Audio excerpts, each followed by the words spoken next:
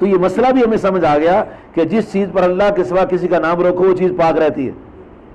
اگر حرام ہونا ہوتی تو نبی صلی اللہ علیہ وسلم جناب سعد کو فرما دیتے، اے سعد اتنا پیسہ لگا کے برباد کر لیا ہے، تم نے اپنی ماں کے نام کیوں لگایا ہے؟ یہ کہنا تھا یہ اللہ کا کنواں ہے۔ کس کا کنواں ہے؟ اللہ کا۔ تم نے اپنی ماں کے نام لگا دیا۔ اگر یہ مسئلہ غلط ہوتا تو رسول کریم صلی اللہ علیہ وسلم اس کو روکتے نا کہ آقا علیہ الصلوۃ والسلام کے سامنے کوئی غلط کام کر سکتا ہے؟ ایک شخص نے نبی صلی اللہ علیہ وسلم کو سجدہ کیا، آپ نے اس کا سر اٹھایا، فرمایا یہ تم نے کیا کیا ہے؟ اس کے حضور سجدہ کیا، آپ کو بھی نظر آ رہا ہے سجدہ ہے، فرمایا یہ تم نے کیا کیا؟ یہ سجدہ کیا۔ فرمایا کیوں کیا ہے؟ عرض کیا یا رسول اللہ صلی اللہ علیہ وسلم میں ہیرا کے علاقے سے آیا ہوں اور ہیرا کے علاقے میں سرداروں کو سجدہ کرتے ہیں، تو آپ تو سب نبیوں کے سردار ہیں، اس لیے میں نے آپ کو سجدہ کیا ہے۔ تو نبی علیہ الصلوۃ والسلام فرمایا سن میرے دوست، اگر اللہ تعالیٰ کے سوا کسی کو سجدہ جائز ہوتا تو میں عورت کو کہتا کہ اپنے شوہر کو سجدہ کر۔ اللہ کے سوا کوئی سجدہ کے لائق نہیں ہے، سجدہ صرف اللہ تعالیٰ کی ذات پاک کو جائز ہے۔ اگر وہ کنویں کے اوپر جو نام لکھا ناجائز کام ہوتا تو کیا نبی علیہ الصلوۃ والسلام اس کو منع کرتے کہ نہ کرتے؟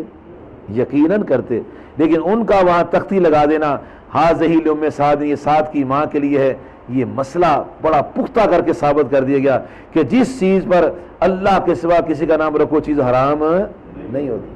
اچھا، میری والدہ میری والدہ ہیں، آپ کی والدہ آپ کی والدہ ہیں، میرے باپ میرے باپ، آپ کے باپ آپ کے باپ ہیں، تو حضرت غوث اعظم پیروں کے پیر بھی تو کسی کے باپ ہے نا کہ نہیں؟ باپ ہے نا۔ تو اگر ان کا بیٹا ایک کنواں کھدوا کہتے حاضر غوث اعظم، یہ کنواں غوث اعظم کے لیے، تو وہ کافر ہو جائے گا، وہ باپ نہیں ہے، وہ بیٹا نہیں ہے۔ اگر کوئی پوتا اپنے دادے کے نام لگا دیتا ہے، اگر کوئی نواسا اپنے نانے کے نام لگا دیتا ہے، ماں بیٹا ماں کے نام لگاتا ہے، نواسا نانے کے نام لگاتا ہے، اگر آج کوئی سید کنواں کھدوا کے کہتے حاضر غوث اعظم اپنے نانے کے نام لگا دیتا ہے تو پھر کافر ہو جائے گا، وہ کنواں پلید ہو جائے گا۔ وہ اگر پلید ہونا تھا تو وہ پہلے کنواں پلید ہوتا ہے جو حضرت صاحب کی ماں کے نام لگا۔ لیکن صحابہ کرام جس پاکیزہ اور ستھرے اور توحید اور ایمان کے نور کی روشنی میں زندگیاں پا رہے تھے، پل رہے تھے، ان کے اس ماحول میں جب یہ ہوا تو کسی طرف سے شرک و کفر کا فتویٰ نہیں لگا۔ پھر امام بخاری صاحب نے ایک واقعہ لکھا ہے صحیح بخاری میں جلد نمبر 1 صفحہ 387 میں لکھتے ہیں، فرماتے ہیں حضرت سعد رضی اللہ عنہ گھر میں نہیں تو ان کی والدہ فوت ہو گئی۔ جب ان کی والدہ کا انتقال ہوا واپس آئے، بڑا صدمہ ہوا، نبی صلی اللہ علیہ وآلہ وآلہ وسلم کے صحابی بڑے پریشان ہوئے۔ خیر غسل دیا گیا ان کو، ان کی ماں کو کفن پہنایا گیا، خواتین نے ان کا جسم وہ کفن تیار کر کے جنازہ تیار کر دیا اور قبرستان لے کے دفنا دیا۔ اب واپس آ گئے اور دل کو صدمہ لگ گیا، کاش جس وقت میری والدہ فوت ہو رہی تھی میں موقع پر ہوتا تو اپنی ماں کے لیے کوئی صدقہ خیرات میں کرتا۔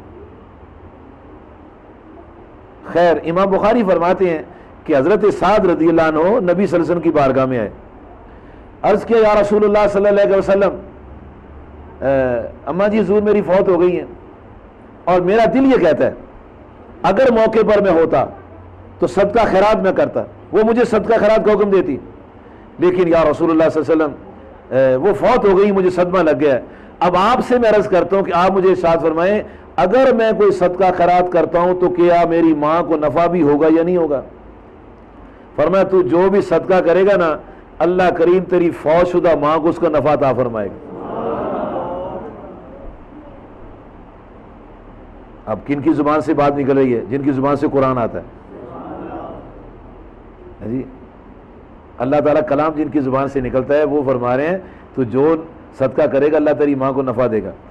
اچھا عرض کرتے ہیں یا رسول اللہ صلی اللہ علیہ وسلم، پھر بات یہ ہے کہ میں جو صدقہ کرنا چاہتا ہوں نا اس میں آپ کو گواہ رکھنا چاہتا ہوں، جب آپ میرے گواہ بن جائیں گے میرے دل کو تسکین ہو جائے گی کہ آپ کی گواہی کی برکت سے میرا عمل قبول ہے۔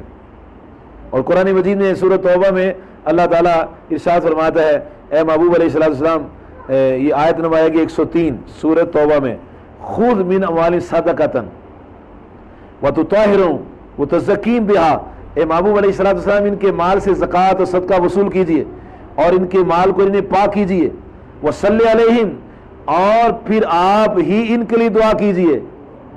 इन्ना सलातक सकनुल लहुम, जब आप इनके लिए दुआ कर देंगे इनके दिल को तस्कीन हो जाएगी कि हमारी सदका खैरात का माल अल्लाह ने कबूल फरमा लिया। उन्होंने अर्ज किया या रसूलुल्लाह सल्लल्लाहु अलैहि वसल्लम, फिर मैं आपको गवाह रखता हूँ, आप मेरे गवाह हो जाएं।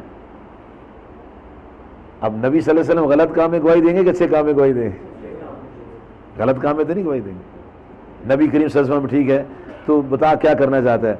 अर्ज किया या रसूलुल्लाह सल्लल्लाहु अलैहि वसल्लम, मेरा मिख़राब बाग है, फल उसका पका हुआ है, फल बिल्कुल तैयार है, मैं ये चाहता हूँ कि वहाँ खड़े का खड़ा फल तोड़ता जाऊँ और तकसीम करता जाऊँ और अल्लाह करीम मेरी माँ को सवाब देता रहे।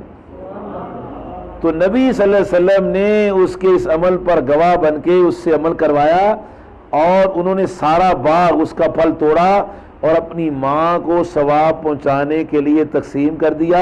नबी सल्लल्लाहु अलैहि वसल्लम ने देखा, सहाबा ने फल खाया, इंसानों ने खाया, जिन्नों ने नहीं खाया, फरिश्तों ने नहीं खाया, और वो फल खाया और उसकी माँ को दुआ देते चले गए।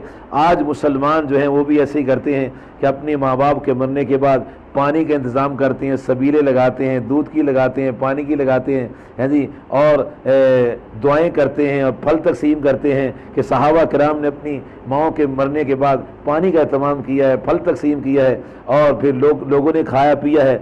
उन्हीं के तरीके पर गो हमारे पास बाग नहीं है, वो हमारे पास बाग नहीं है, लेकिन बाग का फल ले आते हैं, करते वही कुछ जो सहाबा कराम ने किया। और ये इस्लाम के अंदर सारी चीज़ें अल्लाह ताला ने रखी हैं और इनका तल्लुक इंसानों के वालिदैन के साथ है। मुझे एक बात बताएं यार, आप माशाल्लाह माशाल्लाह इस ऐसे मुआशरा में रहते हैं कि जिस मुआशरा में बगैर समझाए समझ आ जाती है, ऐसा अजीब मुआशरा है जी। मुझे आप इरशाद फरमाएं, एक बाप ने अपनी औलाद के लिए कार छोड़ी है, कोठी छोड़ी है, फैक्ट्री छोड़ी है, कारखाना छोड़ा है, और अब उस बेटे से कहते हैं अपने वालिद के लिए कोई साले सवाब कर को दुआ कर, कहते नहीं जायज़ नहीं। उसे पूछो कितना तो एहसान, वो तो मर गया, इतना माल इकट्ठा कर करके तेरे लिए कोठियां बना दी, तुझे बागात दिए, तुझे कारखाने दिए, अब तू दुआ के लिए तैयार नहीं है।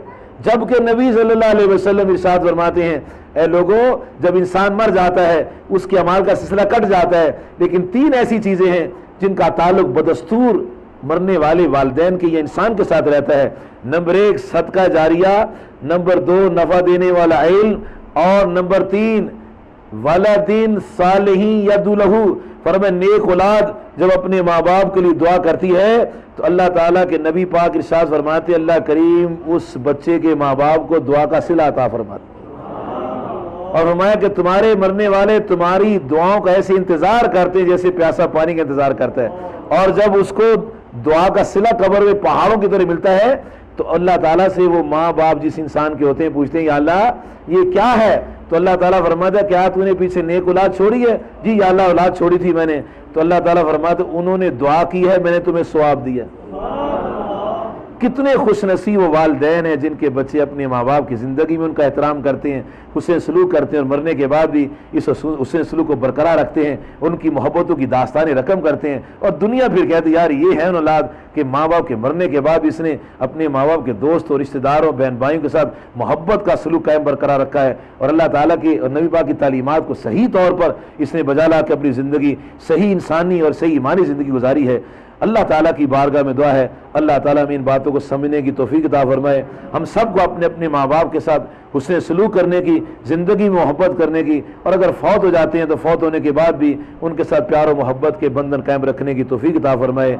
आमीन व आखिर दावाना अनिल हम्दुलिल्लाहि रब्बिल आलमीन वस्सलामु अलैकुम व रहमतुल्लाहि व बरकातुहू।